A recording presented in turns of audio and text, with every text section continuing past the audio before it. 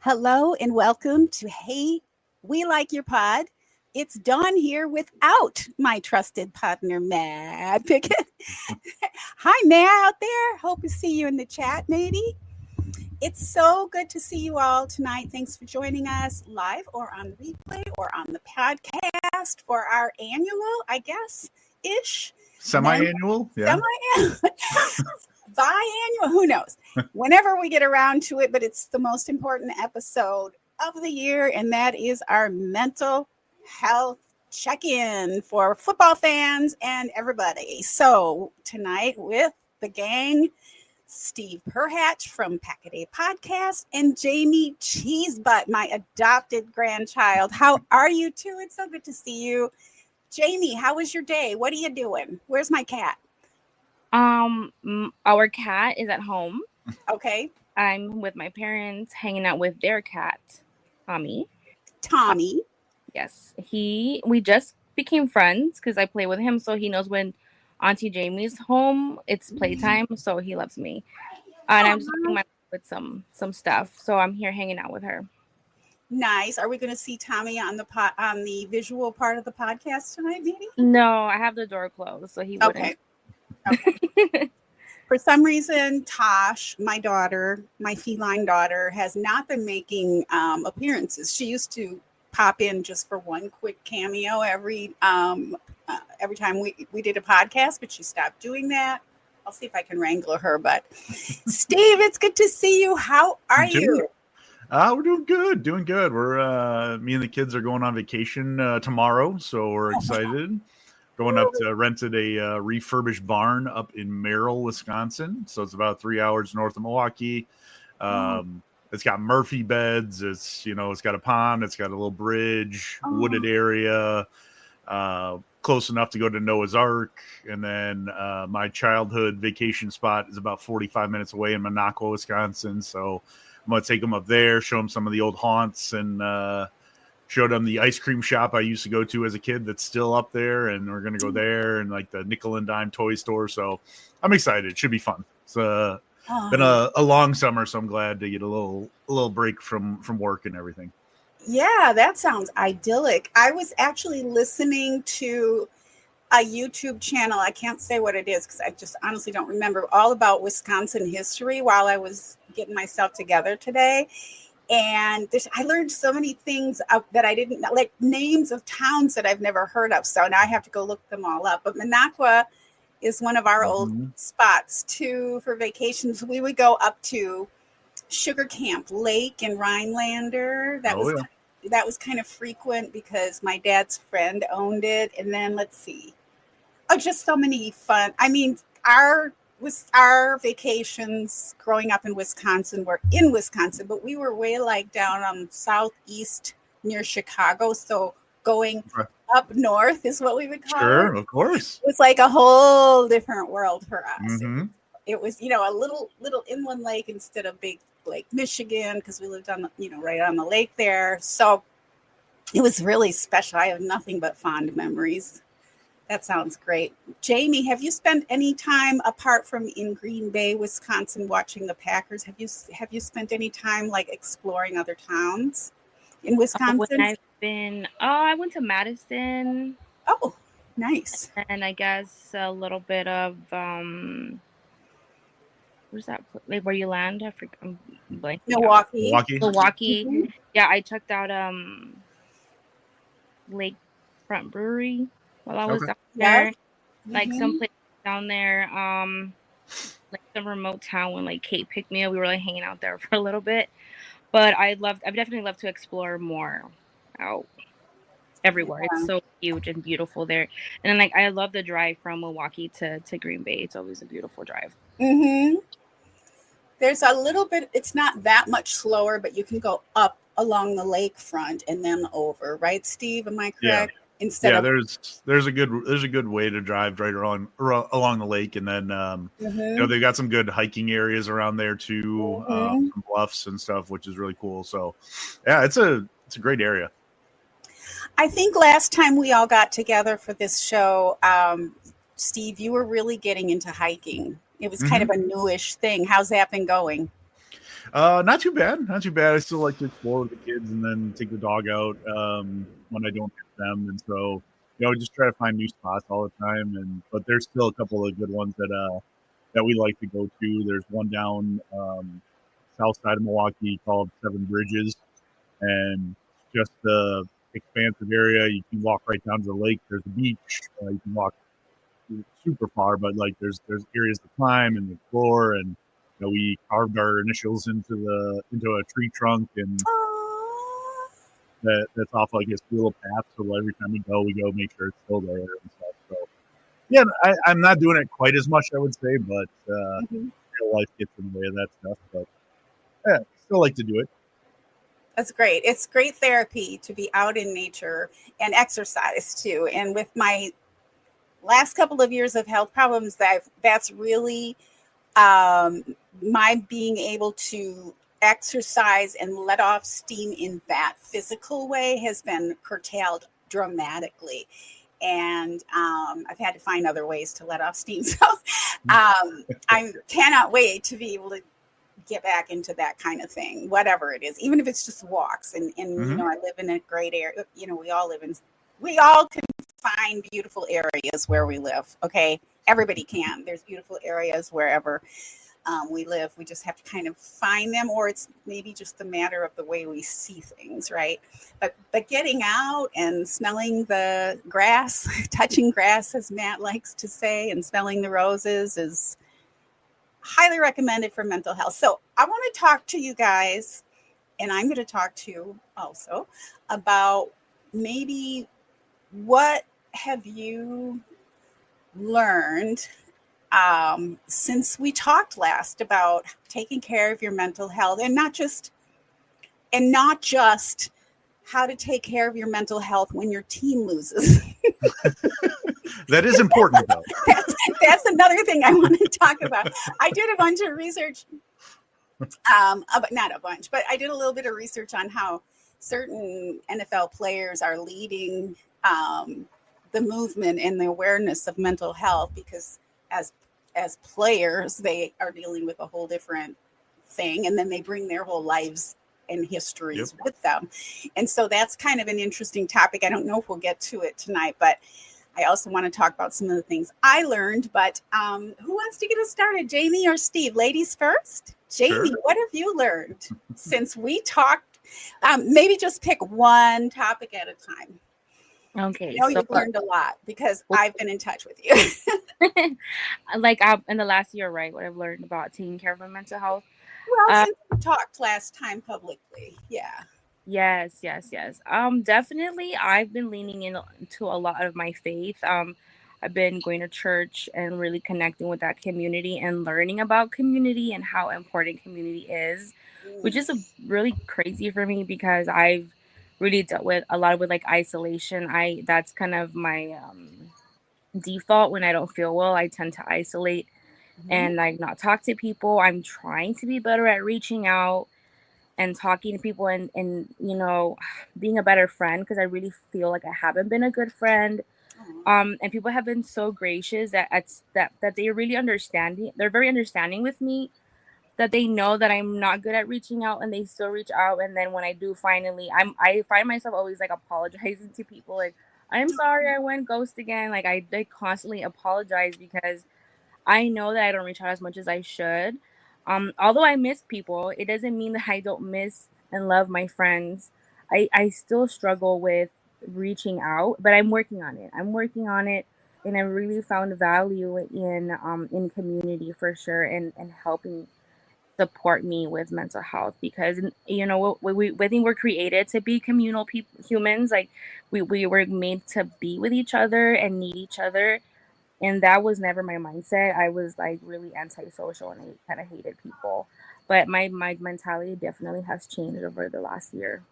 Wow. So do you find that you're getting more out of like giving to others than you were? Because if you're isolating, which I tend to isolate as well, but Same. when I isolate, I'm not giving to others, right?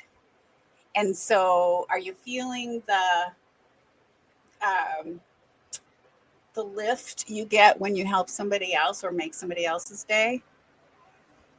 Yeah, it's really it's kind of tough for me because like my job is to give. So I think a lot of the times what the reason Right. I was um so MIA was because I was probably really burnt out Mm, from, I work in social work. I'm currently a community health worker working with people who are homeless or are going to the ER often. Um, and the work that I'm in is also like the work environment. Like I lost my job in February, and then I got a new job, thank God. And the work where I was, while I loved it so much, it was kind of a toxic place. So it was a very big challenge for me. I think yeah, one of the reasons I was isolating is I was just so burnt out. yeah. Um, so now where I am, it's a much healthier work environment, thank God. And the people are great. So I'm like kind of recovering and I'm noticing that's why I think I'm able to focus and work in the community and being more available, not just providing services because it's what I do for a living, but like also being there for my friends, hearing them out, sharing about my faith. That's like another thing that I'm trying to be better at because I know that it's helped me. I went to volunteer at a food bank and I think like I've been doing social work for 15 years. I think once I started working in social work, I'd stopped volunteering on the side because I was like, there's no way. Like I was just so burnt, and I was finally able to do that last week, actually.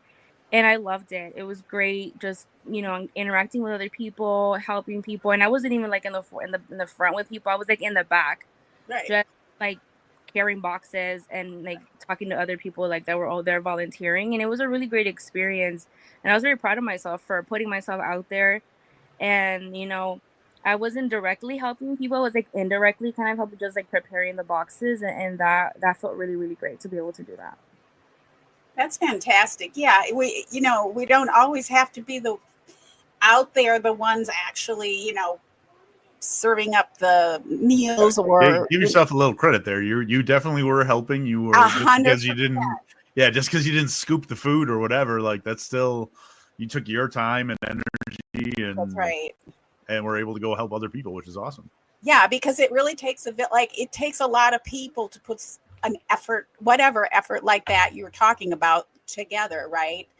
And it sounds like you have a lot of people contact anyway. So why not let someone else have that experience? Because that's also giving too, because some people really need that people contact too. So, Steve, wow, that's really Mhm. great. So, have you ever done volunteer work or anything like that, Steve? Is that your thing? I've Oh, done wow. it a few times. We've got one of the cool things that my company does that I work for. We have a there's a day of service. So I work Oh, for a local credit union in yeah. Wisconsin, and so we organize. It's at least once a year. It's once a year right now, but we always go down to the food bank and help them sort food. And so it's all the donations that come in, and you get to sort through all that stuff and help. And it's like an hour or two out of your day, and the company gives you the full day off to do whatever you want. Like we've done, I know other people were doing Habitat with Humanity and Oh, things along those lines. So like, it's just a really cool thing that not too many companies I know do, of like, nope, use a day of free PTO just as long as you're doing something. That's all, right. showcase that. So, That's nice. That's really great. I love when companies get behind that kind of mm-hmm. thing because it's not always easy to do when you have a full-time job and you have kids and you have a Yep. life to take time out. But and Jamie, you mentioned your faith, and I try to be super neutral when it comes to politics and religion on this channel, but I will say there is a Bible verse that I think a lot of people, no matter what you believe, can agree with, that it's called there's more joy in giving than receiving, and there's just something about being able to help someone else that you just never know how you're going to touch someone. Mm-hmm. I just got a message from a young lady who was part of a group where I used to take a whole bunch of girls glamping, which is the best I can do. But we have these really cool campgrounds right here on the Pacific Ocean. Literally, I can walk to them, and so I would take them once a year. But she didn't just say, "Oh, it had been 5 years. She's married now for 5 years. She lives in another country and all that." But she said very specifically about what she remembered me instilling in that group of young kids at the time. And I was like, wow, that felt so good. It made me really emotional. And especially right now, because I'm at a time where I can't do that. In fact, I just listed all this camping crap that I bought just to do this once a year with these girls. I would bring, like all the food. I would just do the whole thing for them. And it was so fun. And it was kind of funny because I was a little bit sad. I'm like, I don't think I'm ever going to be able to do this again. I'm just going to sell this equipment, and like it's just sitting there. Somebody else can use it. And then I got that cool message from her, and it was like this really long message. So yeah, Jamie. And when Jamie sends me little messages or pictures of the cat or whatever, it just really makes my day, So reaching out to others is super helpful. So, Steve, I'm going to ask you the same thing, and then I'm going to put myself on the spot afterwards. I'm trying to work up the courage here. Where are you at from last time we talked? What do you feel like? Well, yeah, I mean, there's been a couple of things. Obviously, I've been pretty open about my struggles with sobriety and everything, and that's been going, honestly, it's been 19 months without any alcohol, which has been awesome. I've seen remarkable changes in my life through personal, through work, through everything. So it's definitely something that I take seriously and work hard at every single day. And, it's kind of cool to be able to see those benefits in my life pretty quickly. So that's been something that I've been working on. But one of the big ones that I've been focused on so far since last time, there's probably been two. I've had some panic attacks since we talked here and then. So the first one was really rough. I was able to call my therapist, talk to her for a while.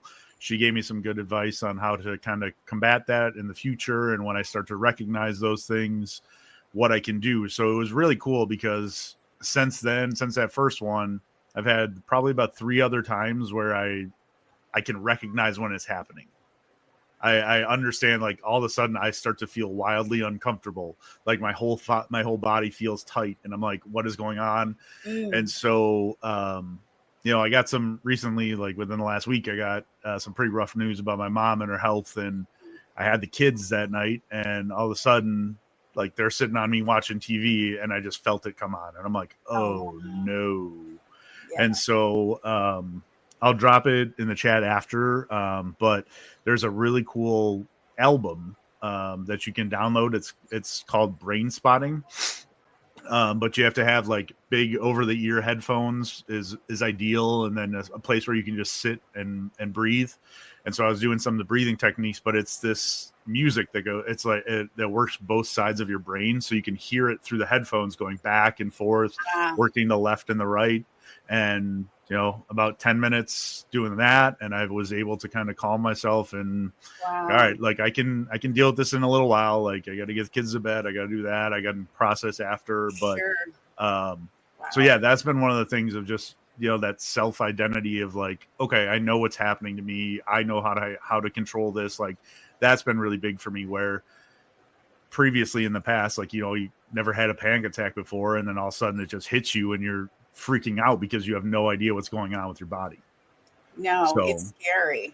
Yeah.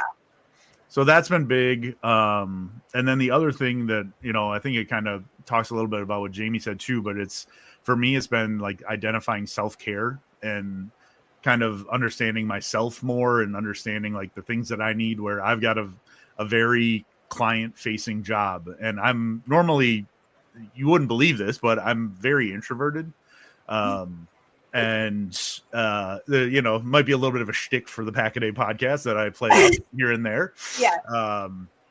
But I do I enjoy my not I don't call it isolation. I just call it my alone time where, I realize that my job takes a lot out of me and it drains my social battery. And that if friends want me to go out that night after I've been visiting clients all day, like I'm done for. Like I know that's going to take it all out of me. So like understanding that it's okay for me to say no, like, no, I need to stay in tonight, hang out with the dog, do that kind of stuff.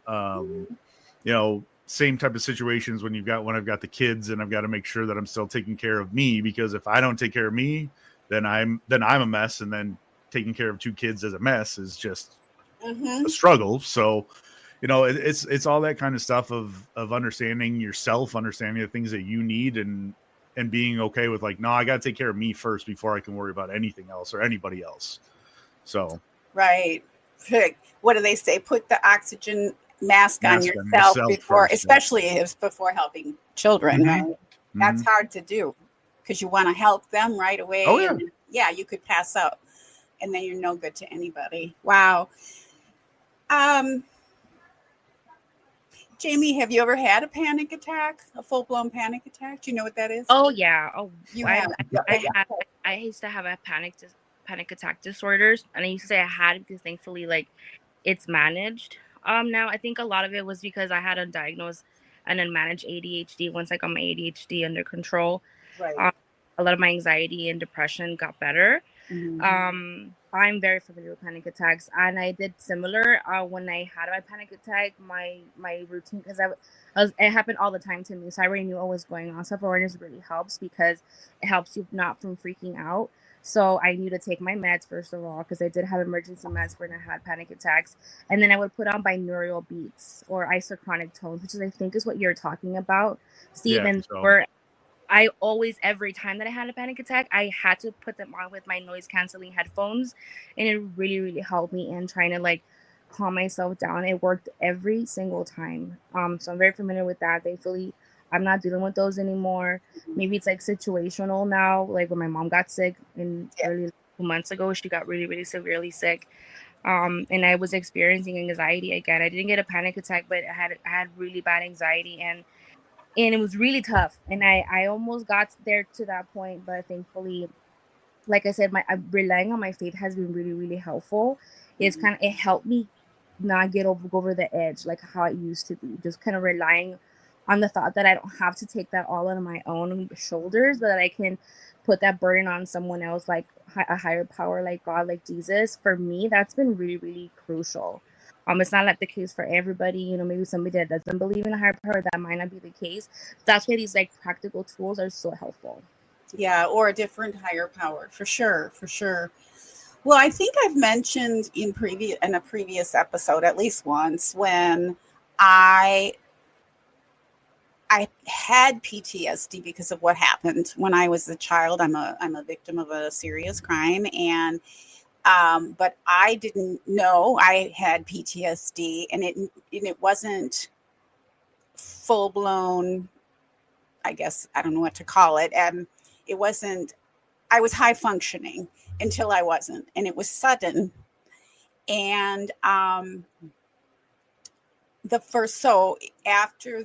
after the memories of what happened started coming to surface and such, I then developed not many, but I had a couple of serious panic attacks, and I think I talked about it.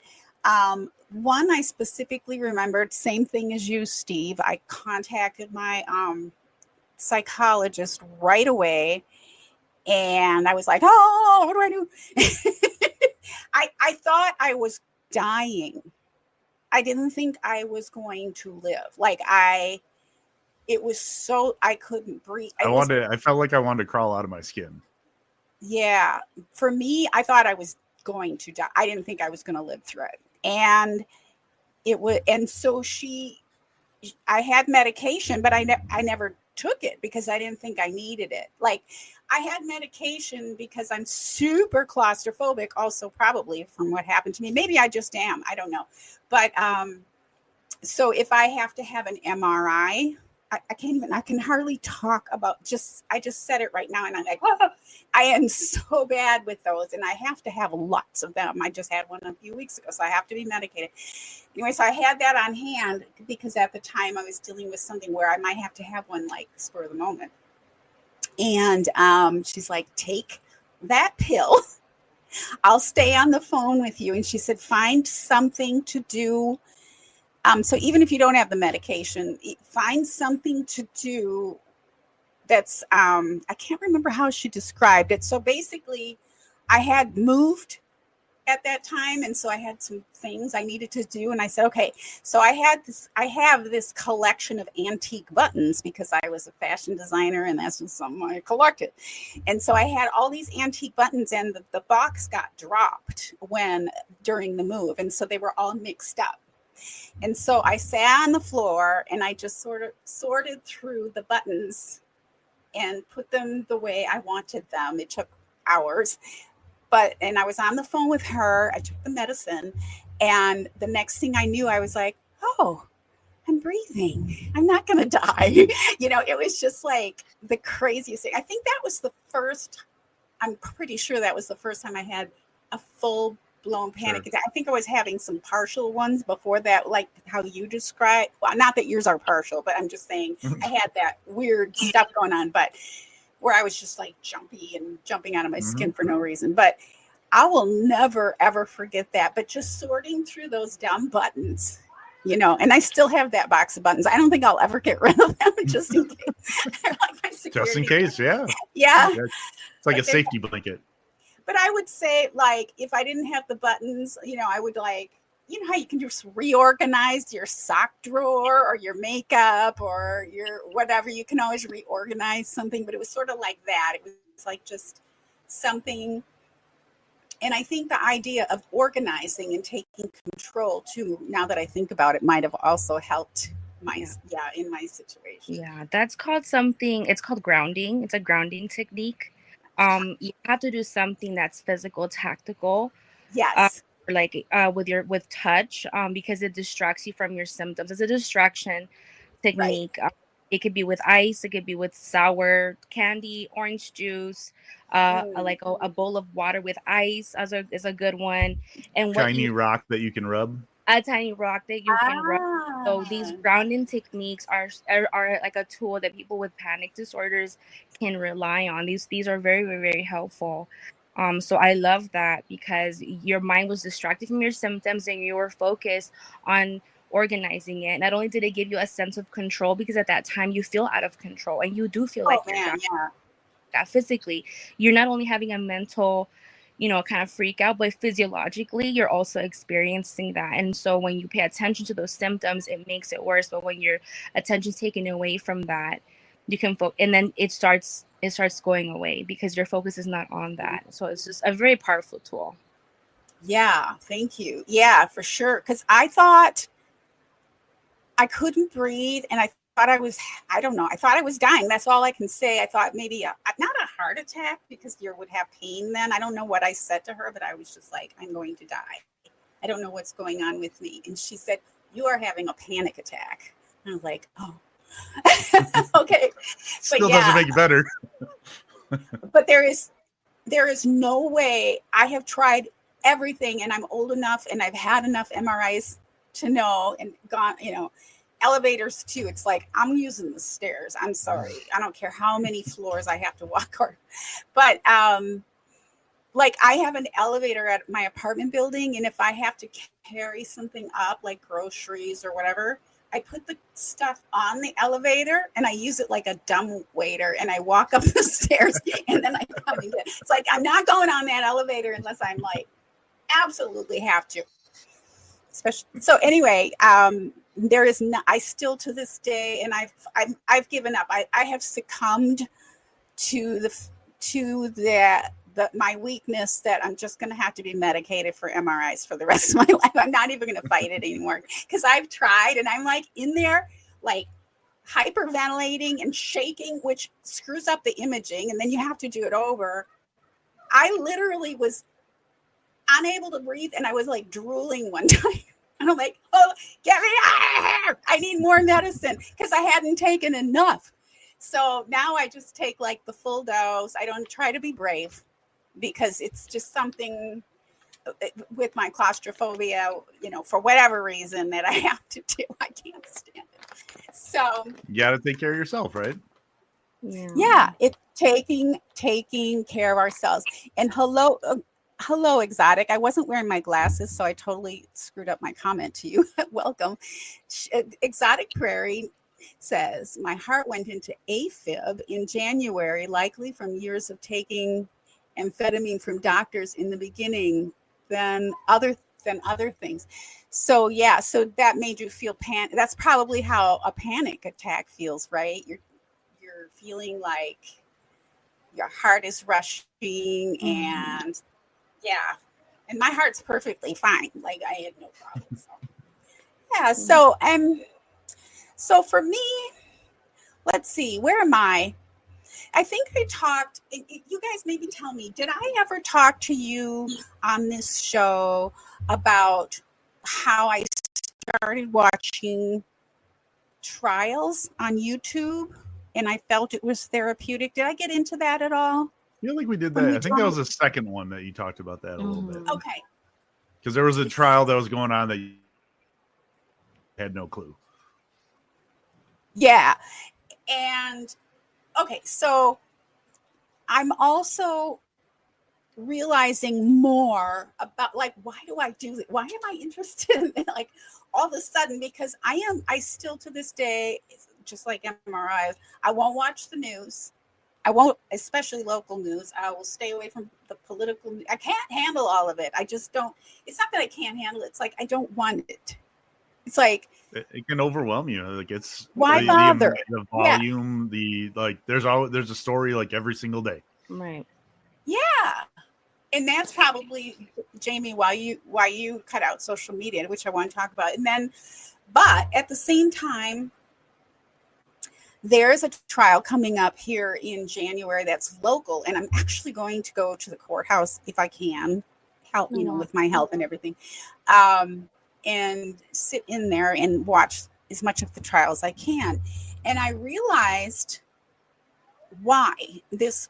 It's California versus Larry Millette. And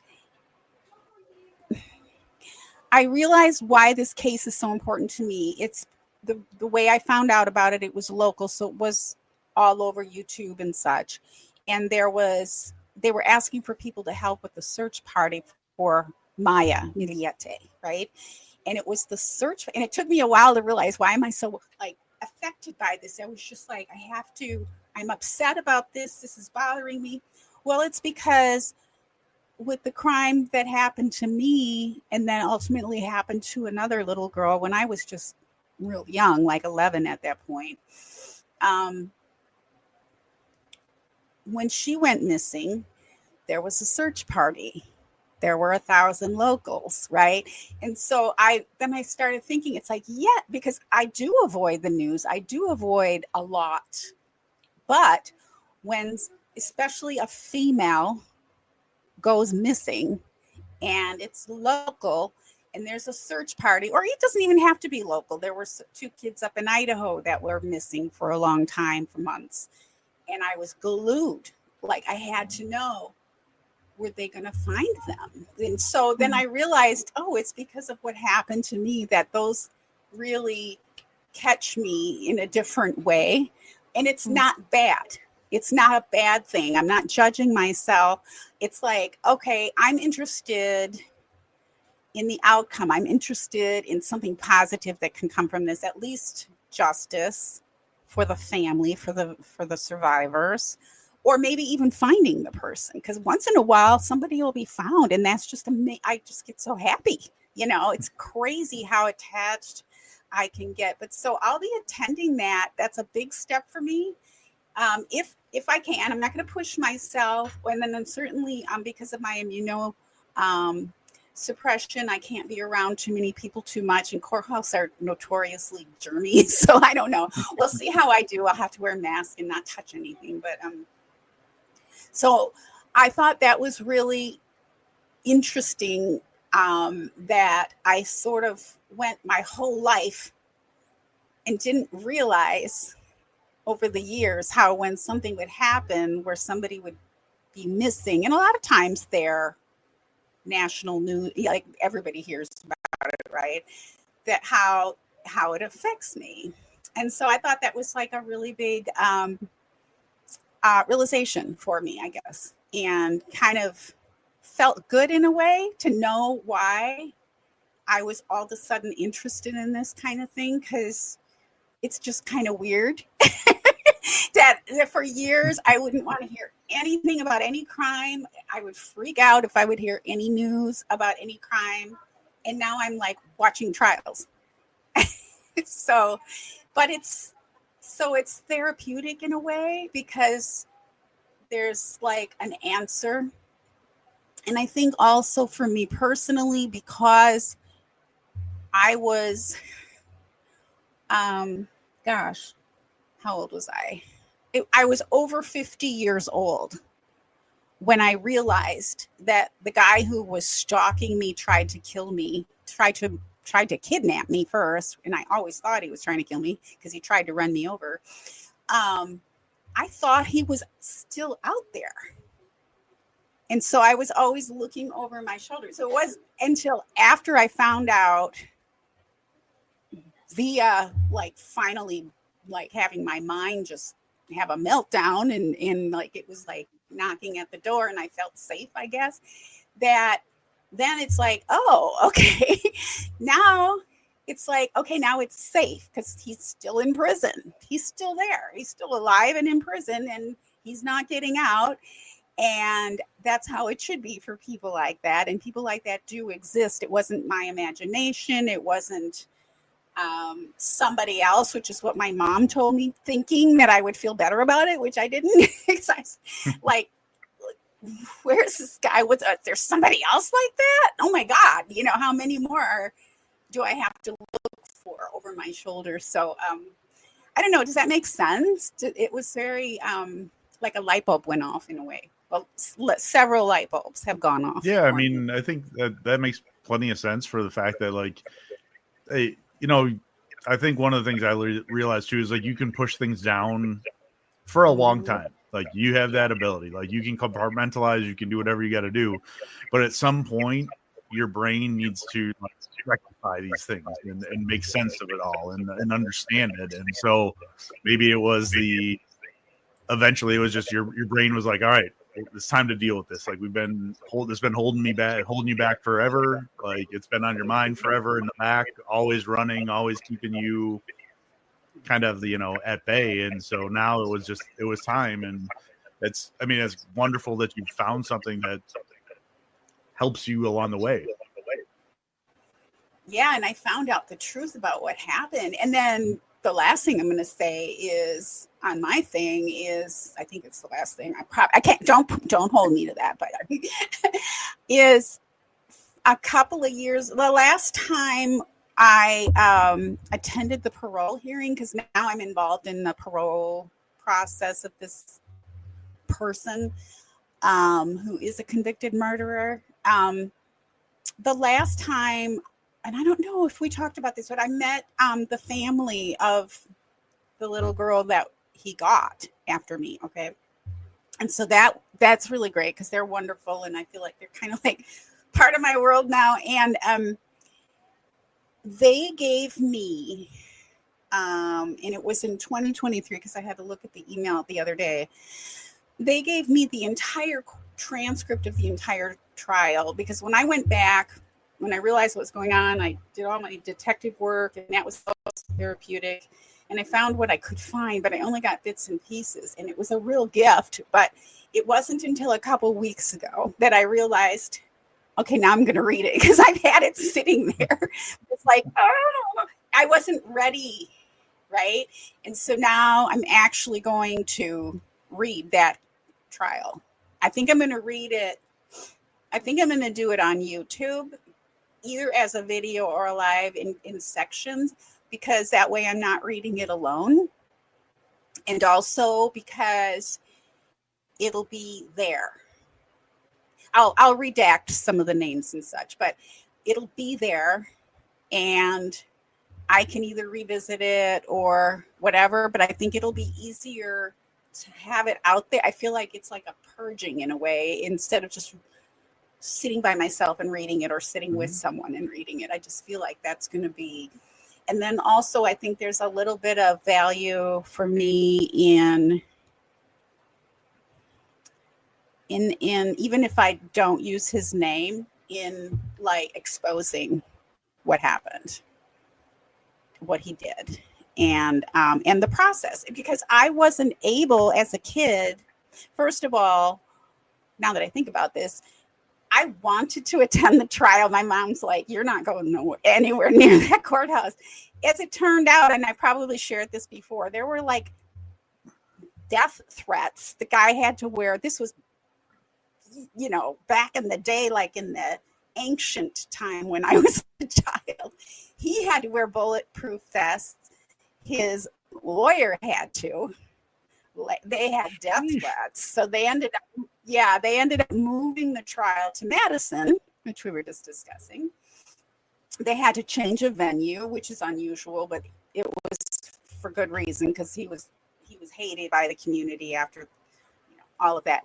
So I never would have been able to see the trial. So as an adult, to be able to like see the trial via the transcript and share it, I think is going to be also like the next step. I don't think I'll ever be like, I don't think we recover from things. It just becomes part of us, but it's just the next thing that I think I'm going to do. And it's a big thing for me.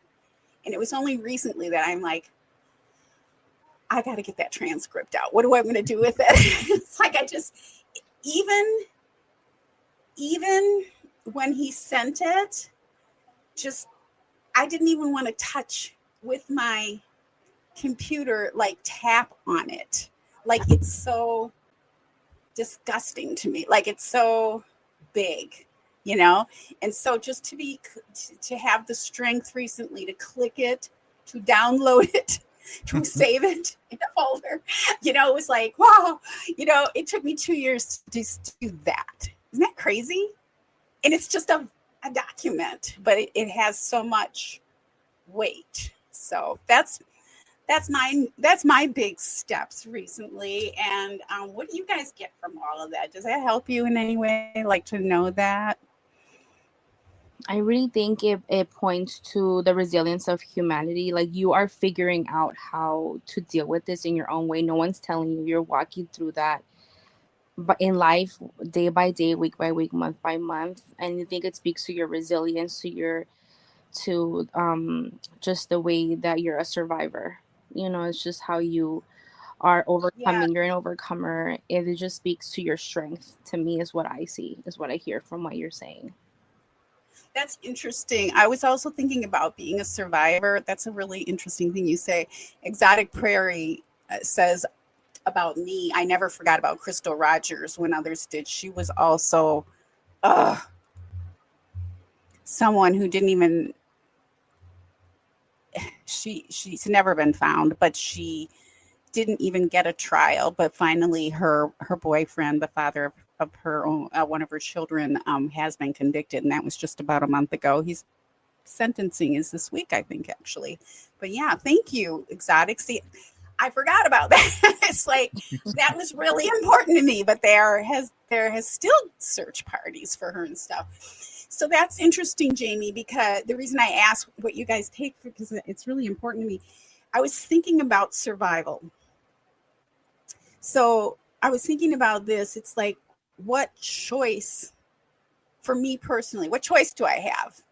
Like, I'm not ever going to give up. Like, I personally can't imagine, like, we all have to face, like, how are we, I think it's like, remember I said, I don't think you ever recover from anything. I think we adapt.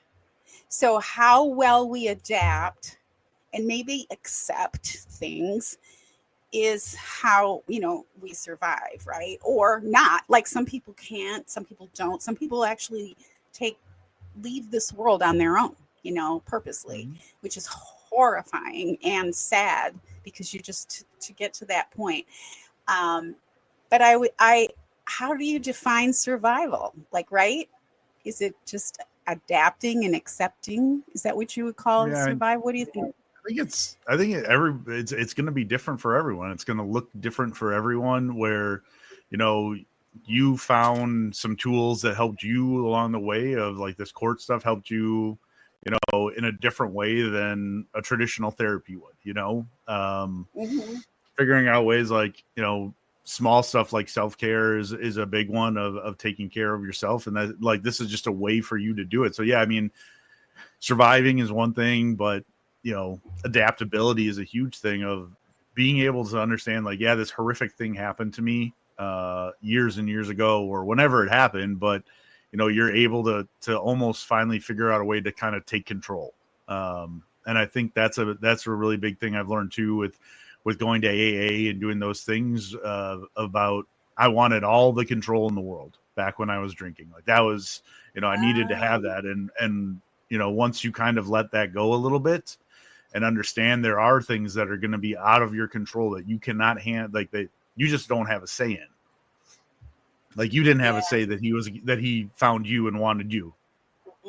But you figured out your ways to kind of like not make it okay, but that you can still live your life and understand that, these things happen to me. I'm going to figure out ways that I can do this. And so, yeah, I mean, it's going to be different for every single one of us. Like if somebody else went through the exact same thing that you went through, maybe the trials don't help them, but maybe they figure out, maybe it's something else that they can figure out that helps them. So like you said, the surviving is the one thing. And then I think, adaptability and understanding yourself and understanding how you can take that control back in your own life is a big thing. Yeah. I think even before I knew all of this and before I even knew I had PTSD and all these memories were repressed and all that, I was pretty good at self-care. Maybe because I'm just a little selfish brat. I don't know. I was pretty good at taking, in fact, probably excessively, really good at, and you could call it isolation, but I also, weirdly enough, have a podcast and a YouTube channel, but I'm also super introverted. My YouTube channel, I won't put out content for months if I don't want to. I'm just like, I'll do it when I can, like when I feel like I have that strength or whatever it takes. But one of the questions that I'm thinking about, Jamie, is what you were talking about. Like, what is the difference really? Because I have my faith and my religious life is a really huge part of my life. I don't talk about it very much, but that helps tremendously as well. So I'm glad you brought that up. But what is the difference? Because there are some proverbs about isolating yourself. The difference between just being a natural introvert, because I struggle with this, and then being an isolationist, like respecting when you need extra alone time and that other people don't need because they're people persons, versus you're isolating because something's wrong. Like, how do you figure that out? Yeah. I think isolation for me when it's bad, it's because I'm alone, avoiding people, and then I'm stuck in a very negative headspace. I really struggled with this when I moved out by myself. I had a lot of alone time with my thoughts that were unchecked. I was still very unstable. I was going through therapy. I was still healing. But also on the opposite end, there's boundaries where you do have to retract, and it's okay. And talking about faith, you kind of see Jesus example this in the Bible where there's times that he went away from the people that were like, they wanted to hear what he was, and he went away. There's several occasions in the Bible where he exemplifies that. So there's nothing wrong with isolating, going away on your own, if you want to use him as an example. But you also want to think about it as a healthy boundary to just step away for a little bit and like just regroup, do like self-care, ground yourself, and just kind of go back to like who you are and your more whatever you need to do like a self to heal. That's good. I think where it gets negative, it's if you're dealing with negative thoughts all by yourself, that's when it could get a little bit dangerous. Gotcha. That makes sense. So it's kind of, so we're all introverts, right? Here, all three of us. Mm-hmm. You are, Steve. Do you Yeah. identify as an introvert, Jamie? I think so. I used to think I was an extrovert or like an ambivert, but I definitely have developed. I think I'm really an introvert with some extrovert tendencies, but it just really depends on the scenario, how I feel. But I like to think that I'm really an introvert now, and that's okay. I like this. This is who I think I am. I think that was a fake me, a fake version of me. Like the extrovert was like a facade, and then Yeah. really I'm coming to myself of who I really am and allowing myself to be who I really am. I think I am an introvert, and I'm starting to accept that part about myself. Interesting Yeah, that all three of us are like that. I was gonna say that whole like it's almost like the fake you of who you present, of who you think you're supposed to be. I know I used to do that too. Like I always had the like, you know, I had to present this perfect image of who I was and what people saw and all those types of things. And I, you know, figured out finally that I've got inside me, I've got a little extrovert switch I can flip when I need to for work and for events and things like that, and be, you know, like the podcast where I'm, you know, having fun and making fun of everybody and doing all that stuff. But, you know, when I get back home and I'm just with the kids or with the dog, like that gets turned off and I can be myself and just kind of just relax. It's almost, so yeah, it's like a very, very relatable of the whole, like, well, this is who I thought I was supposed to be. Right. Like it's a Not performance. not who I actually am. Yeah. And I think that's why a lot of introverts like myself, well, if I'm going to, because it's not like I don't go to a party or to an event or to, you know, lunch with people or anything like that. Mm-hmm. But once I do, it's like I think I'm extra exhausted. Not that it's a bad experience, but it's like, oh, yay, I'm by myself again. Mm-hmm. And I have a cat now, so I'm not totally by myself. A lot of people were like, why don't you get a pet? They were worried about me. And I'm like, I'm good. I'm totally good, you know. And I used to have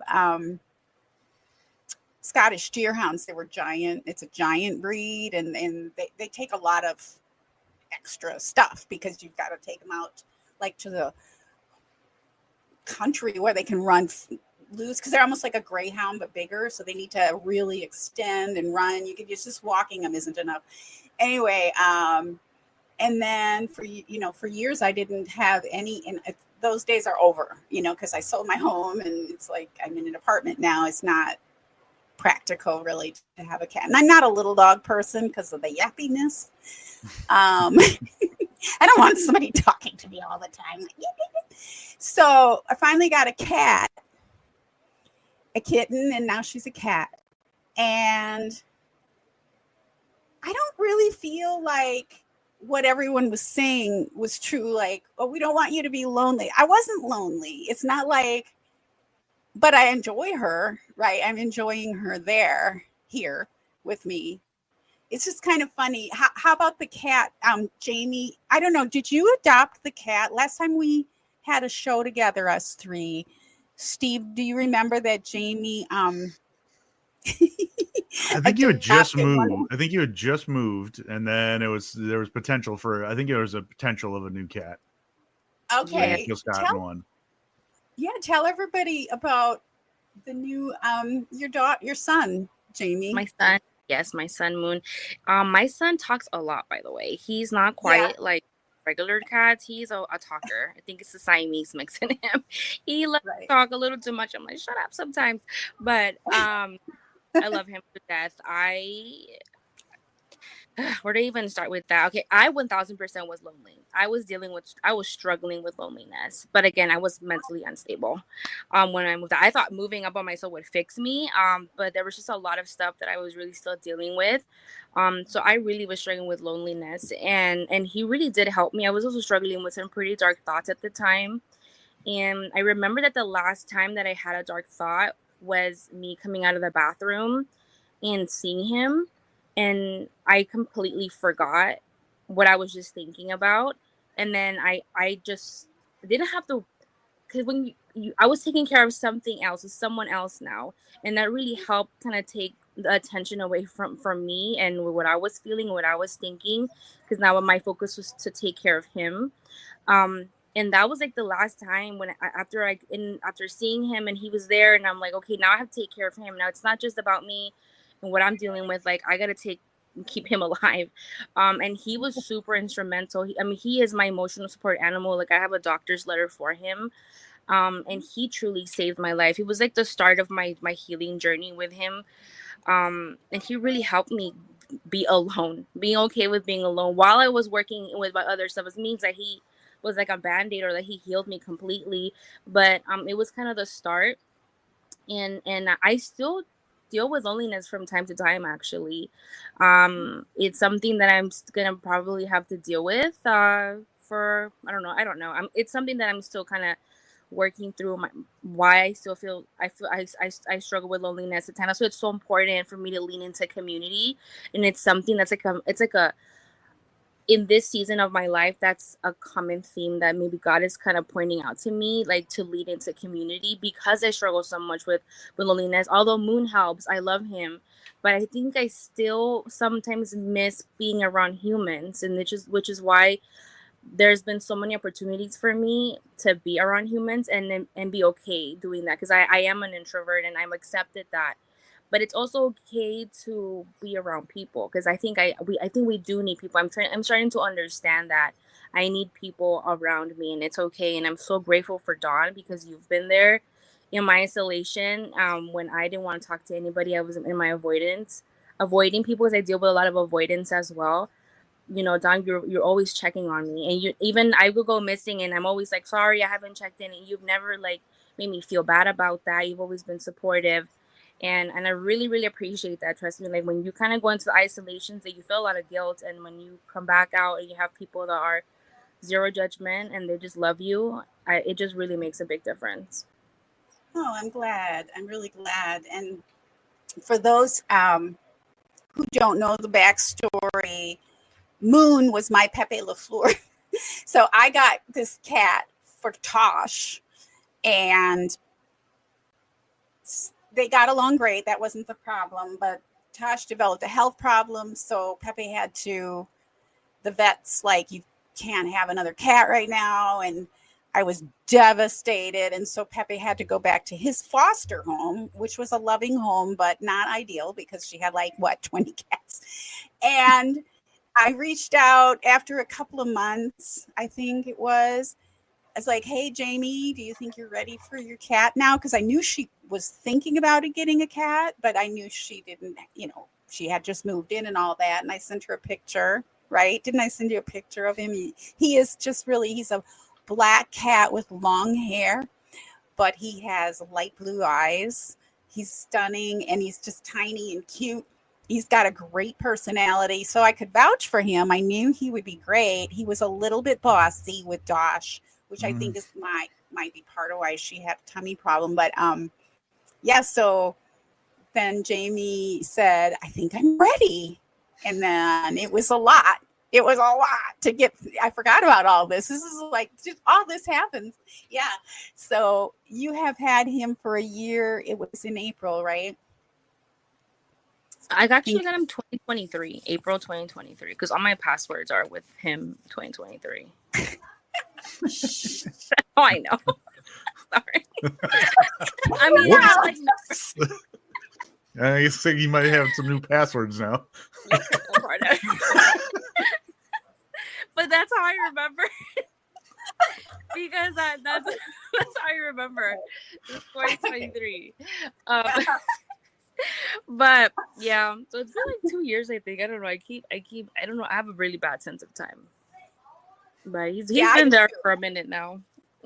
So it's been 2 years now. Okay. I did too. Yeah, the last 2 years for me have been a little weird, but yeah. Okay. So So he's my so Jamie is my adopted grandchild. She calls me Glamma, and Pepe was actually my son. So he's like now my grandson. It's complicated. He's like he's my great grandson, right? Because if I'm your grandmother, I'm his great grandson. Oh yeah, technically great. It's so complicated. I think you guys might need to make a family tree. Yeah. Yeah, that was a trip. I forgot all about that. Yeah, because you were really stressed. I mean, it was your first kitty, right? And it was a lot for you. And you got it was very stressful. Actually, my anxiety was really, really bad during that time. While he was very helpful, he was also very stressful to me. Sure. I've gotten so much better about taking care of him. My anxiety was like horrific at that time. I was having a lot of panic attacks. He caused me panic attacks. He caused me a lot of stress. Not because it's his fault. It's just because I was mentally unstable. Well, he's a cat. Well, he's a cat too. Cats are not exactly like when you adopt a cat, they hide and then you were having trouble getting him into the carrier and catching him. And like you would be so nervous, and I'd have to call you. It wasn't that big on the phone, but in my head, it was a big deal. Right. Well, it actually, I think it was a big. I mean, getting a cat, even a kitten, that it's never been anywhere, and getting them wrangled into taking them to the vet and all that. That's stressful. And I was telling you, it's still stressful. So I literally cried about it. I cried. Yeah. Yeah, I agree. I'm better at it now with Tosh, but yeah, I've been through some stuff with my cat too. But yeah, but I don't have the anxiety level that you do. But I think you were judging yourself, because I remember saying, no, this is normal. Like, you should be stressed. Imagine if I have you. I've been a wreck. Like, I was a wreck, but like it could have been worse. It could have been worse. I will suggest you guys get dogs, because all I have to tell him is that we're going in the car, and he's like, let's go. Come on. I know, right? Well, it's harder to have a dog with apartments, and I had dogs for decades, and I agree. Although somehow or another, my deerhounds, which were larger than me, by the way, they were big dogs. They knew if they were going to the vet.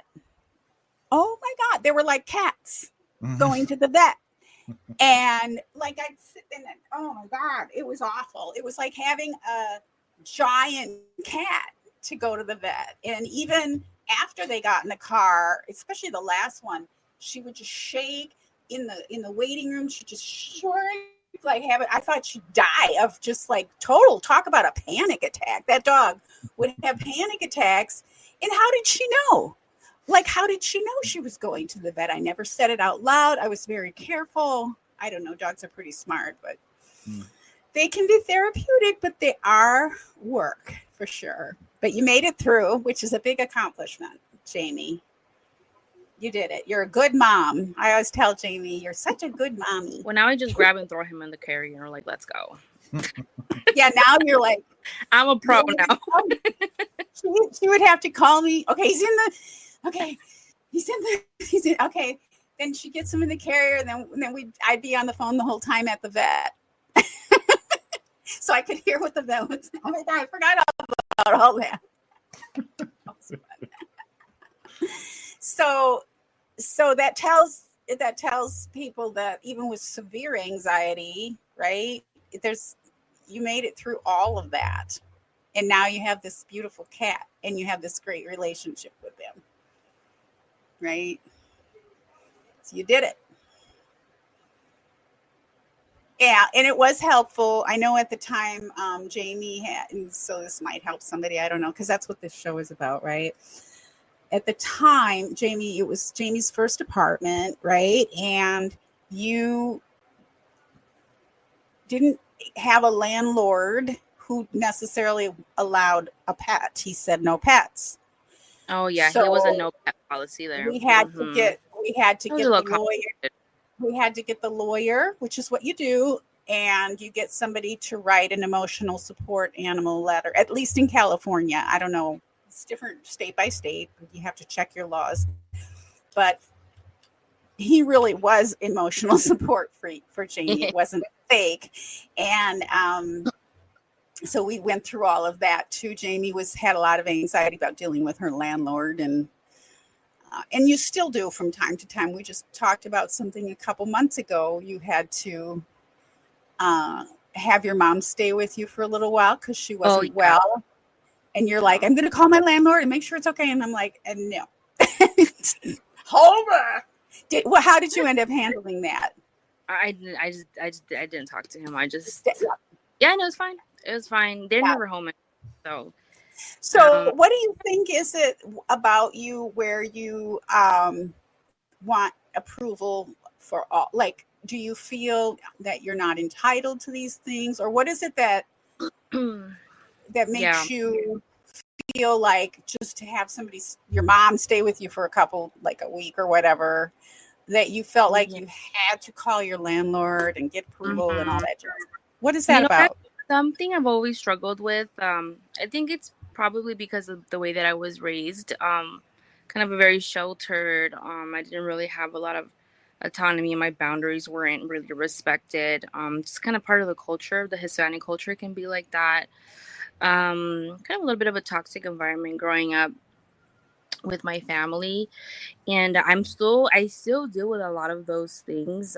Just having a lot of insecurity. Like at 30 something years old, I should not be having you on the phone with me at the vet. Like that's not normal. It's all right. It's all right. So I think a lot of it has to do with my ADHD as well. It's like a lot of things like childhood trauma and then ADHD.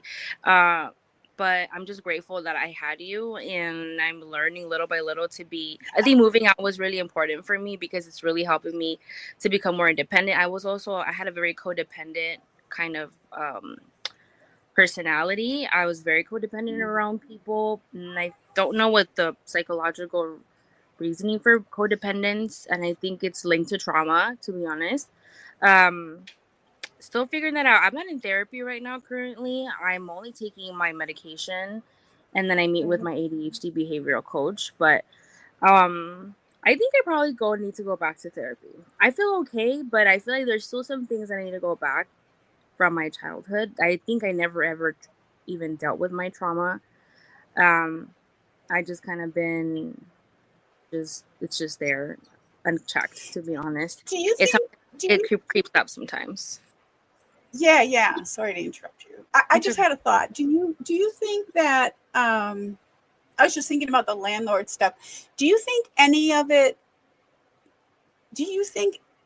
And this could be totally off base, so it doesn't matter. But any of it is maybe overcompensating because you feel like you need to because you're Hispanic, even though he's Hispanic too. But you know what I'm saying? Do you feel like? Because I know I hear that.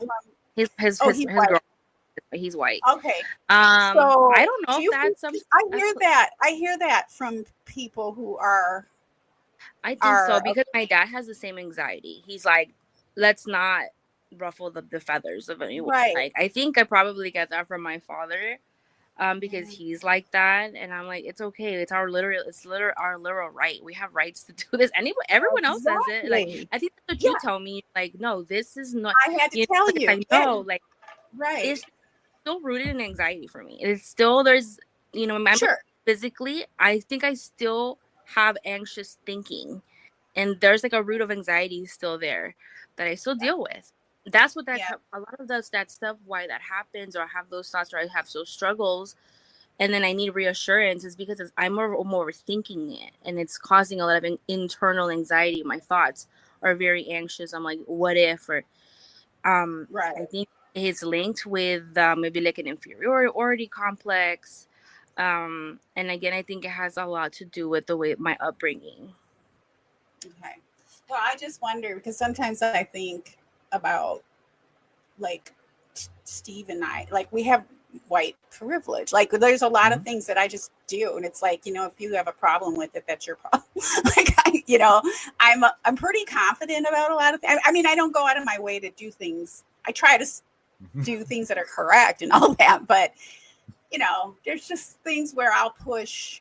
Where like my neighbor downstairs won't do this thing. Like I'll put plants out in front of in my hallway, and some people are like, "Oh, you can do that." It's like, well, I'm doing it. I don't know. Whereas you'd be like, worst thing they can say is no. Exactly. Move the plants. Yeah, exactly. Or don't do that. Right. It's easier to ask for, how do you say, an apology than permission? Ask for sometimes. forgiveness than permission. Mm-hmm. Yeah. What do you think, Steve? So I know I feel like so Steve, you deal with something that Jamie and I mean, maybe I'm not speaking for Jamie, but as far as alcohol addiction or substance addiction, it could be addiction, it could be alcohol or something else. Do you feel like that was something that was like, again, culture? I'm interested in culture. Sure. Wisconsin, people really drink in Wisconsin. Like, I see that. I'm from Wisconsin, but I've been here more than half my life. I haven't been in Wisconsin, but when I visit and stuff, it's like, wow, drinking is a big. It's a really big thing, especially now that I'm single and I go out on dates, and the one thing's like, oh, let's go grab a drink. You have to be every time. It's like, well, actually, I don't drink. I'm like, I can go. I have no problem sitting at a bar doing that. But, but yeah, it's so ingrained in everything we do here that I just thought the amount that I drank was normal. Like, yeah, I'm 6'1", I'm 230. Like, yeah, I'm a bigger dude, so I can probably put away more than most. But it was never for me, it was never the amounts that I drank. It was near the end. What I got was that, I always had the problem of like, I can't do one. I can, like, let's grab one. I'm like, well, why are we grabbing one? Let's grab six. And so that, like, I had the issue with, I couldn't get it to stop. And then it's just started, it's seeped into everything of every aspect of my life. And, waking up hungover all the time, and, not being on my A game for work and not being the best parent, then like, it came from everywhere. But yeah, I mean, Wisconsin, man, it is huge on drinking. Everything you do involves a cocktail. Yeah. And so, yeah, I mean, I think, doing the AA stuff, you learn a lot. And then one of the other things too is when you are in that addiction, you feel like you're the only one. You're the only person in the world that has that problem. And and then that's where, you get more isolating, and and I got more isolated doing all that things. And then you finally go out, and it's kind of like Jamie talked about, but for me, it was a different kind of community. It was people who understood my problem, people who experienced the exact same thing. And you don't feel like I had so much, like I couldn't tell anybody that I was drinking, and it was just because it was rooted in so much shame. And I couldn't tell anybody because I was, I had said I had stopped, and then I didn't. And how can I tell my parents? How can I tell my ex? How can I tell, friends, all that kind of stuff? And it was just so much shame. Like I got to the point where I couldn't even tell the therapist that I was drinking. Wow. Like, that's how ashamed I was of it. And then you get into this room, 10 other people there that know the exact same thing, and don't judge you when you tell a story about how you got so drunk you did something stupid once. Like, they all understand that. They've all been through it. And so, like, it was finding that community for me was huge. It's set me on a really good path. And, I go when I can. I don't go every day. It's one of those things that it's a nice kind of catch up with some of the people that taught me some good things. And, but it just kind of fills my bucket enough where the drinking just isn't even it's not an issue right now. So, but yeah, it's been a hell of a struggle in identifying it and figuring it all out, and figuring the role it played in my life, and how I used it to mask my feelings, how I used it to numb myself all the time. It's just, but yeah, like around here, that's kind of what it felt like you were taught. Like, oh, like, had a rough day at work, come home, have a couple beers. No big deal. Everybody does that. Right. So yeah, learning all that stuff and then finding that community was really big for me. I think you probably have a whole episode on how recovering in a culture of alcohol is part of the culture. I think that could be a whole episode on itself, because that's a whole complex situation there. You're in recovery, but your environment is it's something that it's accepted. And I feel like it would be really helpful to maybe target that at one point. There are a lot of people that probably with the same situation. Yeah, especially with football season coming up, right? Mm-hmm. Because that becomes part of. Oh, I mean, absolutely. Like I would always, you mark the Packers game with a good 6-pack of beer, and that's at noon. So right. I mean, right. That was one thing I was actually worried about when I quit drinking was what do I do during football? But that was so ingrained. That was so ingrained in me of like, just get some beers, watch the game, eat some food, and then like trying it. I mean, it's amazing. Like the amount of times I've said, "Wow, I haven't done that sober in 20 years." Like, okay, but like watching football became something a little bit different. And I mean, obviously, the not drinking helps with my attitude and how I react. And so, the Packers lose. Oh, that sucks, but it's not going to ruin my day. It's not going to be the rest of my afternoon because the team that I like didn't win. Yeah, listen, I did briefly deal with a little bit of addiction, specifically alcohol, and I like to blame the Packers, but there was a lot of times where like bad things happened because I didn't know how to control my alcohol because the Packers lost. There was no reason for me to do that. That was because I had an issue. There was a problem there. The Packers should not cause me to go into like a binge drinking episode and then I get into trouble because of it. There was issues there, clearly, which is the reason I decided to become sober myself. And being sober in the Packers community in LA, I mean, the game started at 10 a.m. here. You're drinking at 10 a.m. So that changed. That changed things for me. I don't hang out with that community as much anymore. I text with them, and then I'm not on social media. So that really kind of and then I left social media with my Packer family. Like I'm very disconnected from the Packers community now because I don't drink anymore. Well, you're still connected with us. Mm-hmm. But I text, like Dawn texts me, like my friend Ronald texts me, and Jasmine. You know, it's kind of pretty much the people I text with, and my friend Timmy. Those like my you know, and that's okay. I like that my little community. And if you want to text me, text me. I'm right there. But that's kind of how I relate to like the Packers community now is via text message. I don't really go out to the bars and hang out with the Packers community in LA anymore like I did. Yeah, now I will say I've never done that, and I can't imagine having a drink at 10 a.m. or even noon myself. I guess I'm lucky. I will say, okay, here's something kind of weird. One of the things about me is because I've never been super healthy. I've always had to deal with health problems, even when I was young, right? Serious. By the time I was 21, I was dealing with very serious things. And I had to, like, I wasn't able to drink because I would have like killed myself with one, like having a drink. So there were years where I drank nothing. And I would say I am grateful that I had health issues that kind of made me not have to deal with any of those issues. I don't know if I ever would have been inclined to drink too much or anything like that, but I'm kind of a lightweight when it comes to any kind of alcohol. If I have something, it's going to be one drink, and that I'll be like, you know, I might have two, but once a week. I don't drink during the games. I might have something if it's a night game for sure. I'm not against it, but I just don't tend to.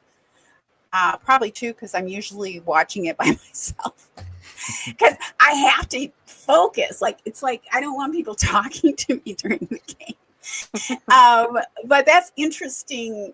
But I do remember because I grew up in Wisconsin, and I did know. I think even when I was young, I was like there's a bar on every corner, like 4 corners. There's 4 bars, like on an intersection. I'm not talking about where I was, and it's like. Everybody drank, but so I was never really attracted to that, even though it was part of life. So I guess I'm lucky, really, to have skirted around that talking to you guys. I'm lucky that I'm not dealing with that, or I didn't have to deal with that at any time along with everything else I was dealing with. And I'm guessing it's because I felt like I had to be in control and I had to always have eyes in the back of my head because somebody was following me around. Yeah, I wanted to be safe. Safety was always and still is important to me. So I get really rattled. The other night, here's something. 2 nights ago, it was like 1 a.m. and I was hearing all this scratching and these weird sounds. And I thought Tosh, my cat, was playing. And so I'm like turning on the light and looking at her, and she's just, she's not doing anything. And I'm like, did she stop because I turned on the light type of thing? So it went on and on, back and forth. And then finally I'm just got my eyes adjusted to the dark and watching her. And it's like, it's not coming from my cat. Whoa, there's something in my bathroom. And I was like, talk about a total freak out. I was having I don't know what to call it, like not a panic attack, but I was in full like terror mode, my PTSD. And I mean, I was imagining there was like a raccoon in my wall or something like that because it was so loud. And I'm like, it's going to come through the ceiling. I can't go to sleep because this thing is making progress. It's so loud. It's like scratching, and in an hour, it's going to be in my bed, And I was like, it took me 24 hours to calm down about that thing. Of course, I called my landlord and all that, and they're dealing with it. But it wasn't there last night, so it's probably dead. So now I'm obsessing about this poor thing that was probably just trying to get out and starving and thirsty and probably hot. And now I probably have a dead animal in my ceiling or whatever. But oh God, like the littlest things, I gotta know, that was so unnerving to me that I just like my go-to is high alert, like vigilance. So that's probably why, alcohol or drugs were never super. That makes a lot. Yeah. We live in a dangerous world, don't we? So, yeah. So wrapping up a little bit, I'm thinking my cat might make an appearance. She's getting closer. And I do like that idea of doing an episode about, cultural drinking and how that can affect different people. For me, I think it had the opposite effect, but only, again, I guess part of survival, as we were talking about early, is if we can try, like if we have tragedies, and I've seen plenty of them, most people have in our lives, instead of focusing on the tragedy, once we kind of get through it and can put our feet back on the ground. But I feel like having health problems, having the tragedies in my life, I've learned really good lessons. There's been kind of gifts that come from those things. Do you feel that way? So maybe we could end with what positives, Jamie, do you feel like you can share with people about what has come from, maybe name the bad thing and then what's the good thing that maybe came from it? Okay. Well, like trauma happens, right? Things happen in your life that cause you to have negative emotions like depression, anxiety, other things. And it sucks. You go through a rough time. But once you come out of that, you find treatment. A thing that was really big about when I was on social media was fighting stigma and standing up against the stigma, against mental health, because when there's stigma means shame. When there's shame around getting help, it keeps you in that struggle. So that's why I'm so big about speaking up about my struggles, be open about it, because one, it's relatable to other people. Other people can feel not alone. Like, hey, someone else feels like me. I'm not alone in this, because you do feel very alone when you're in the struggle, addiction or not, mental health or not. When you're in it, you feel really, really alone. Like you're the only one in this world that's going through it. And that's not true. That's not rooted in truth. It feels like that, but it's not true. That's what's so important for us, to speak out and talk to people, to share with someone else, have community, because you can relate to other people. You can help someone else with your experience. Once you're out of it, you can tell them, hey, I sought help. You can too. It's okay to seek help. It's okay to ask for help, especially for men. This is much more harder for men in the culture. If we're talking about culture, in society, men are not encouraged to seek this kind of help. This is more women, I would say. If there's a statistic, that probably that could feel more comfortable reaching out, maybe talking to the girlfriends, but that's not really the case for men. So that's something that I'm also really passionate about, is encouraging the men. I love, Steve, what you do. You've done this for several years now. You reach out to your community. I know that you're there, that people know that they can reach out to you from your podcast, that they can talk to you, the men. That's so important. That you do that is so crucial, because there's a lot of people that feel like they're alone in this world and with what they're dealing with, and they're not. We're right there with them. You can find community in the middle of brokenness. Like it. That's big, Steve. I agree 100%. Super extra kudos to you for. Thank you. Yeah. So, I mean, that and all of your thoughts. I want to hear all of your thoughts before we. Yeah, I mean, I'd say, let's see, the negative that turned into a positive. You know, I think with the divorce and everything, that was probably when I got to my lowest. And just to kind of tell people that, you know, when you feel like you're out at your absolute lowest of your life, like, you can come back. Like, it's possible. Like, I started, like, I got to look at myself in the mirror at 39. I was like, I don't know who this is anymore. And so I found help, and it got better, and it keeps getting better. So, you know, I think it's a hard thing to admit, like you guys said, especially for men, but like, the help's out there. And if you can go seek it, like, it can get better. Yeah, for sure. And what was there something that was a tipping point? What was your tipping point, Steve? Or if you had one? Or was it I don't know. Like multiple things? I think it was just kind of like the realization of, like, you know, when it kind of all became a reality for real, like that the divorce was actually going to happen. Like, this is, you know, who I was, this is what I was doing, like, and looking at myself in the mirror, that was probably like that, like, who, when you have to question, like, who is this person that I'm looking at, you know, that's never a good thing.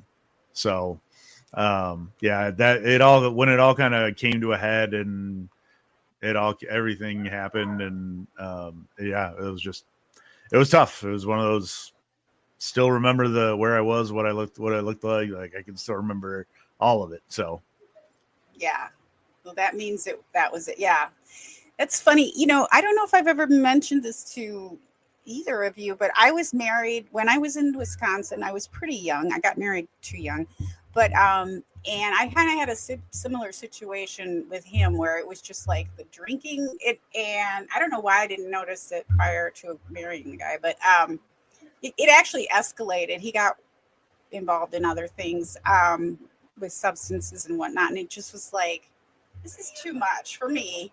And he didn't want to. He wasn't ready, right, to deal with it, to fix anything. And I gave him a chance. Like, he's like, well, I'll go to therapy, this and that.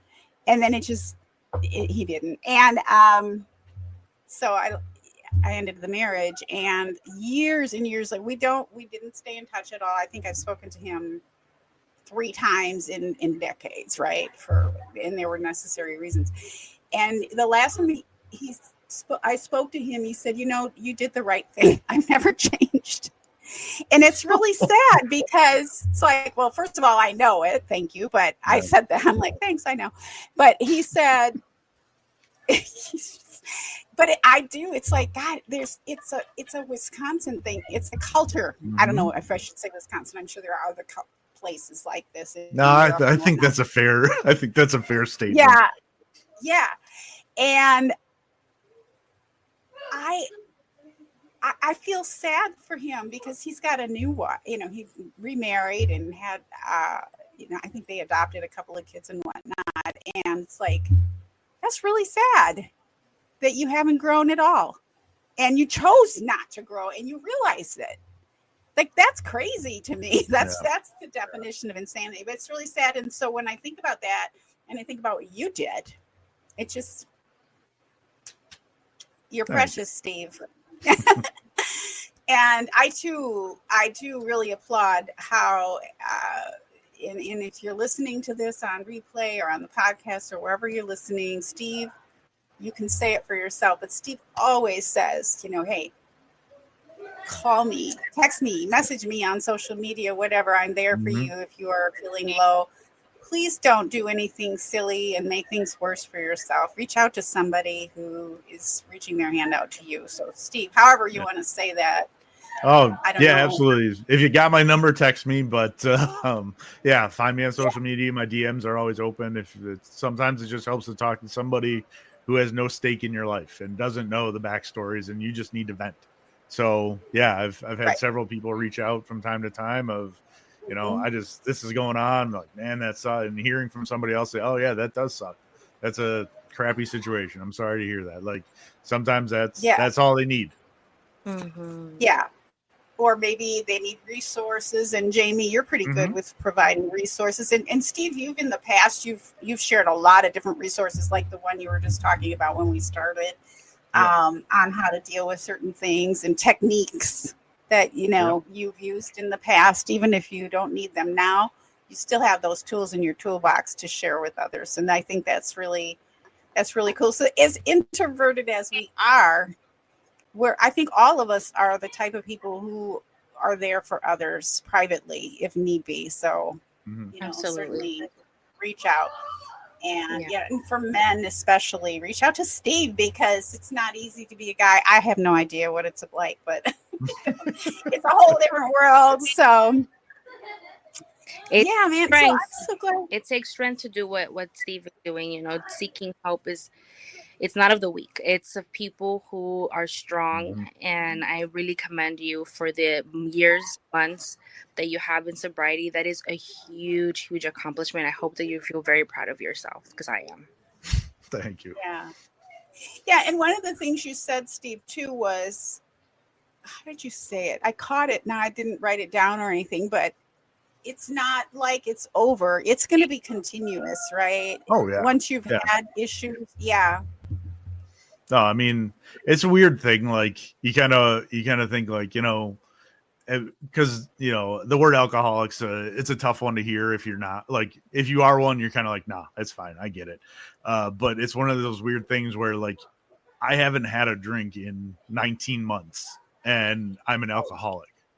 Like, I was an alcoholic. Now I'm so, like, it's just weird. But yeah, it's fascinating, I guess. But it's one day at a time, right? And that's part of, But it's you have today. That's what it always is. Like, even if you fell off the wagon, nope, you were sober today.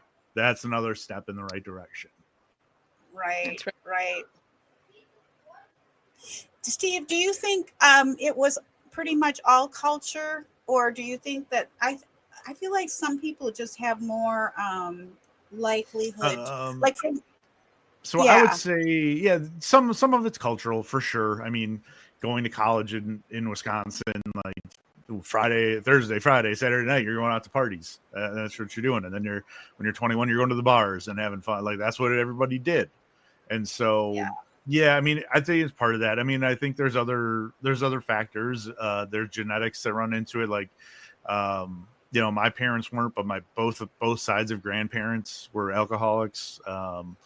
And so, like, that kind of stuff is something that I know that I need to talk to my kids about and tell them about. Like, this runs in my family. This is something you need to watch for, because it's an addicting thing. It's fun. Like, you have a great time until you don't, but for the most part, it's a good time. And so you were chasing that after time and time again. And, so, I mean, so I'd say, yeah, but a lot of it is Wisconsin. I mean, again, like you go to every restaurant, there's a food menu and an alcohol menu. I mean, that's Right. kind of, we have these 700 things on tap. We have, it's Yeah. all ingrained in everything we Yeah. do. Yeah.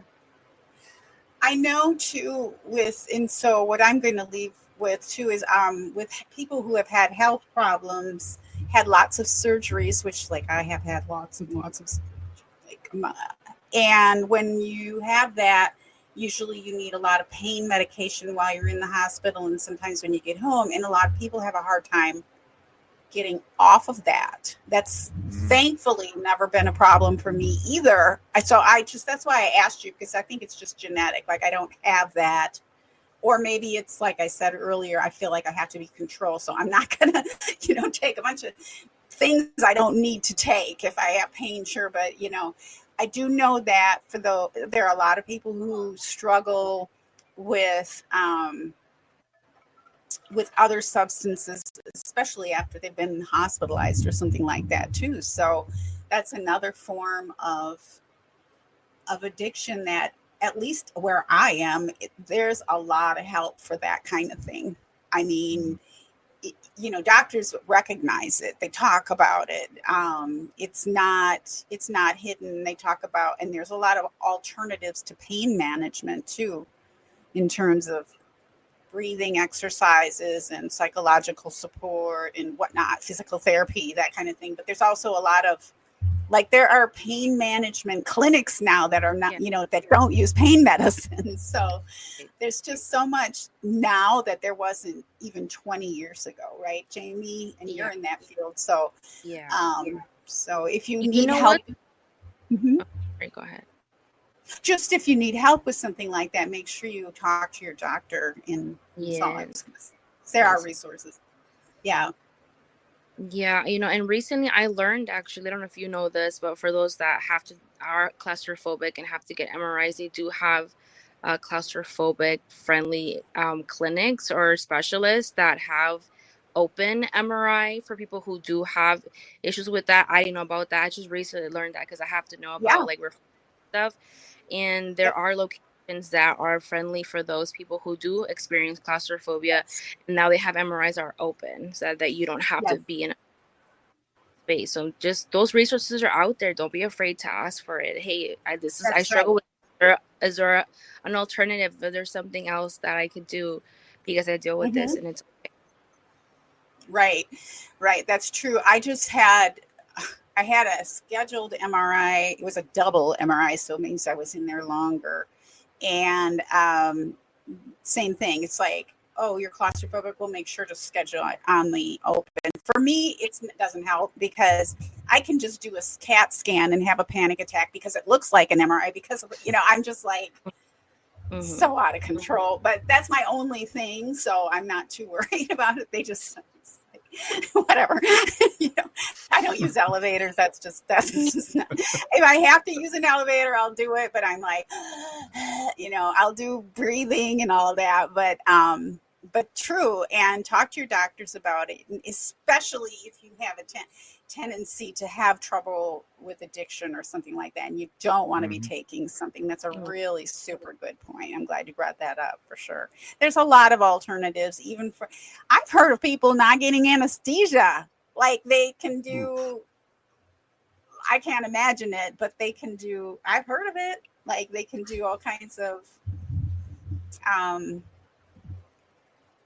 psychological techniques to handle all kinds of procedures without help. So, which is amazing. So now that, I'm going to bring it back to football before we sign off. So we are heading into football season. Yay! Last preseason weekend was this weekend.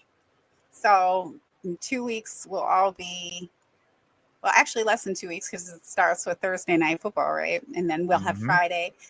So if you have a tendency to indulge too much, or if you feel like you can't handle being around other people who are indulging, ask somebody like Steve or me or Jamie. We're here. message us through social medias or however, and try to get with a group of people that can have fun in a way that keeps you safe and you're taking care of yourself. But still enjoying the game. And if you want to be social and you're not an introvert, you know, there are alternatives. You don't have to be completely inebriated to enjoy your football games or to deal with the losses, which ultimately do happen. God. How are you guys feeling about this coming season for our favorite team, the Green Bay Packers? Jamie, you ready? Yeah, Jamie, go. I'm coming in completely blind, so okay. I have zero expectations, which I love it. It's a lot of freedom and having zero expectations. So I can actually enjoy there it. You go. I'm excited. I'm excited for podcast. no, I mean, I'm somewhat aware, I guess I would say. No, I'm excited. Like, I think the team's going to be really good. It'll be, I think in order for them to win a Super Bowl, they're going to need to see some jumps from some of their younger guys that they just drafted within the last 2 to 3 years that we really haven't seen a lot of outside of Edgerrin Cooper probably. But, you know, I think it's a really tough division. They're going to be competing. Wouldn't shock me if they came in first. Wouldn't shock me if they came in third. So, I mean, I think they're a playoff team, and you kind of get in there, see what happens. And, you know, obviously Super Bowl's the goal, but I don't know if I feel that they're there yet. Right. I think I feel the same way. And every season, Matt and I, we are like, we're just going to go enjoy the ride, enjoy each game. I'm super excited. You know, there was a time when I hated football, and maybe it was partly it's the violence. And there are times when I see a game when someone's hurt and I question why I'm watching football, because it really bothers me when somebody's injured. It is a pretty tough game that way. But also, you know, I was raised in Wisconsin, and Packers and drinking and all that was always a thing every weekend, and I probably didn't like it. And so there's probably reasons for decades why I hated football, right? It was the whole scene.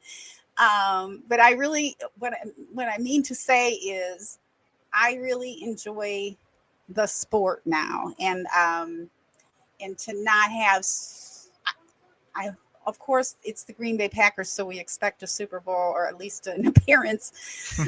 But I really have fun just enjoying every week and watching other teams too. So I'm enjoying it in that sense, and so I'm super excited. I'm super excited for fall, which is my favorite season.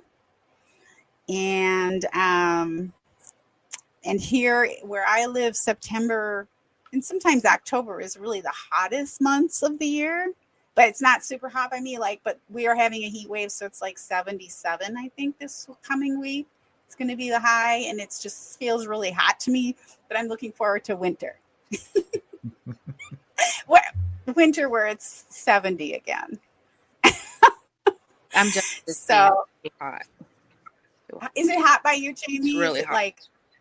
Yeah, much hotter by Jamie, and she's just a couple hours from me, but the temperature really changes quite a bit.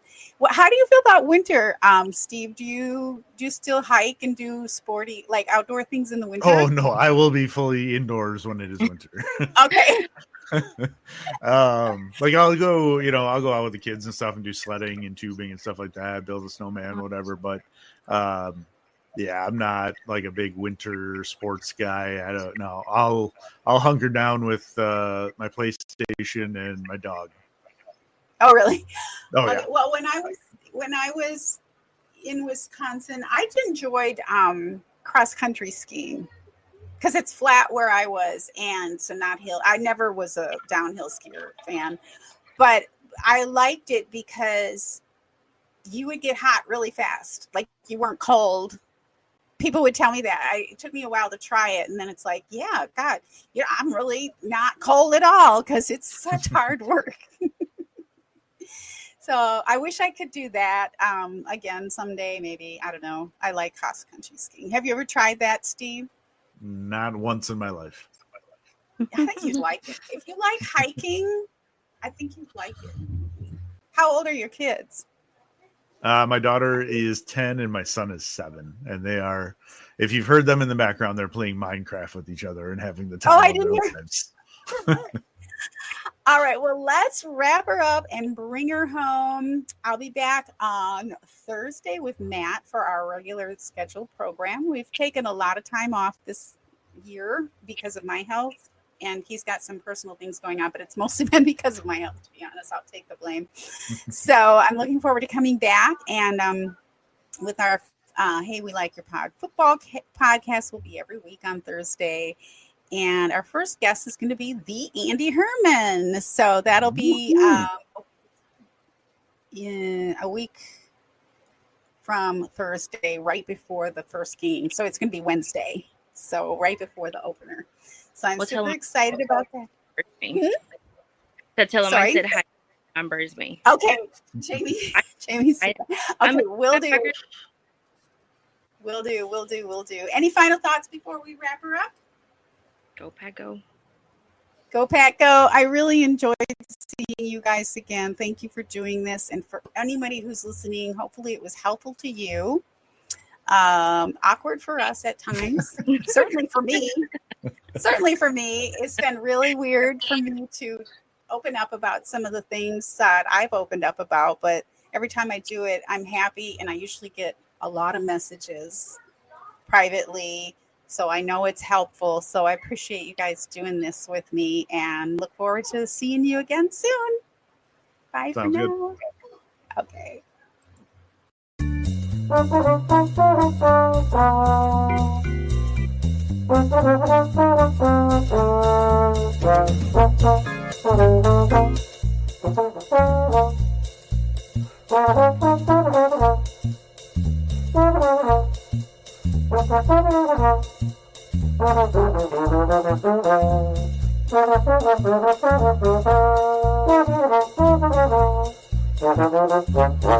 Football in general comes down to discipline and people owning their roles. And when you aren't disciplined or you go outside the scheme, bad stuff happens. Okay. Look at this comment I made.